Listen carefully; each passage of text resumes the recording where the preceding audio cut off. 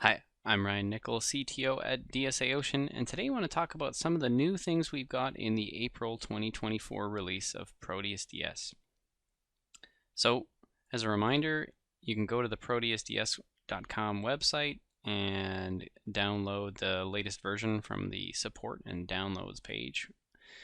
One of the big things that we've got is a lot of new functionality in Oceanographic Designer. So you may find this a little bit easier to go through if you have some of the sample files downloaded off the website.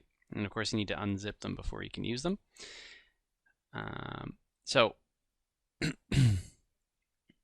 in Oceanographic Designer, we're going to open up an existing project.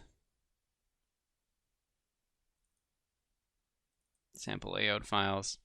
And what I want to show you is some of the new design check functionality here with the M480C mooring. So first things you might notice is that there's a little bit of a UI rearrangement here. This is just to help facilitate some of the new design check functionality that we have. One of the things that you might have noticed is under settings that we have a location information. This was added previously. You can see, for example, where this mooring was deployed. You can see it's kind of near the Bahamas in the South Atlantic. And this is pertinent to some of the new design check functionality that we have here.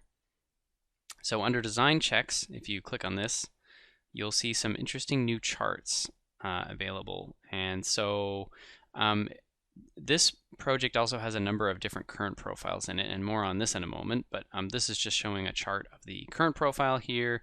And then here we have the design check. So there's a bunch of different design checks that we can look at. The first one is fish bite risk. Now, this is going to be there's some information here on where this comes from and some citations. Generally speaking, it's a function of water depth, where in the water depth you are, and how close you are to the equator. But you can see that there's obviously some higher risk areas on this particular mooring. So it's just visually giving you an indication of, like, there's going to be some issues here if you're not careful in the material selection that you have in your mooring. The other one that I'm really excited about is the VIV drag amplification risk. So our team's been working really hard on the research behind this, but also on the implementation of how to visually show this information. So what this is, and again, you can see some more information on this under the tooltip text here. This is with an algorithm that we developed and on the parameters of the mooring and its position in the water profile. It's giving an indication of the possible inline drag amplification on the mooring with this associated current profile.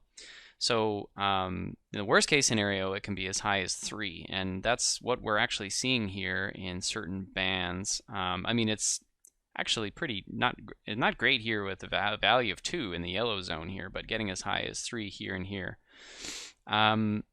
And these are, as it happens, these are real measured current profiles in from an actual mooring deployment, and these correspond to the maximums that were actually measured of the actual mooring deflection. And you can see more details on the comparison to what Proteus is anticipating from all that in the oceanographic validation report. But the main idea behind this is not the result. It's not going to show you the result of the deflected mooring. It's showing you where there may be zones of expected high drag amplification, and maybe that might mean that you can plan accordingly, either with some attenuation devices. Now, if you change the tension in the line and use different flotation, that will affect these things. So you can kind of experiment in Oceanographic Designer by changing the float size, changing line size, and things like that, and see how much it makes an effect on the drag amplification.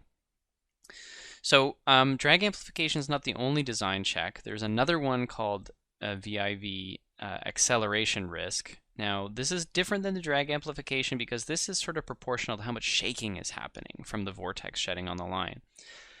Interestingly, though there's a lot of drag amplification, which is a totally different effect, there's not really that much shaking that's going on, and that has to do mainly with the rate of vortex shedding, is much lower from this lower current profile. So it's kind of showing you that maybe this isn't really the biggest issue. And again, there's a whole bunch of information here in the tooltip text about what this means and what the implications might be. What we can do is actually look at one of the moorings that has something more interesting. If we look at the NOAA Co-op's Dweeb mooring, relatively shallow water in comparison to the M480C mooring, but it's in the Gulf Stream. If we look at the current profiles here, we've got the default one, and then the flows get as high as 2 meters per second. So we'll click on the design checks for this one, and not a lot going on with fish bites, so that's a thing. But the other thing is drag amplification. This is another case where we have some validation data of the actual deflection of the mooring and never really saw that much drag amplification. So it's good that the algorithm isn't showing too much there, which is good. But on the other hand, we are seeing with as flows as high as 2 meters per second here in this current profile, like quite a lot of additional acceleration. So this is, again, different effect, but it sort of indicates that like you might be starting to see accelerated wear or even damage to components from that kind of shaking effect that you're seeing. And again, this is not from the deflected mooring. It's just looking at the onset of these effects where it's a straight line in the water column where the current profile is, but it's giving you an idea of where you might want to sort of target anti-strumming technologies, clip-on fairings, Harry fairings, whatever, or maybe you might want to start playing around with different buoyancy factors, different tensions in the line, because that will affect how much acceleration there is in the system and how much drag amplification too. So some really interesting new stuff on design checks, particularly for oceanographic moorings. A lot of these functionalities are only going to be available if you've got a commercial license to the oceanographic toolset. So we still got lots of free functionality to set up moorings, configure moorings, but like as we add new specialized functionalities, that's going to be something that you need a commercial license to access. But in any case, really excited to get some of this stuff out there and look forward to getting some feedback on the functionality. All right, thanks everybody for watching.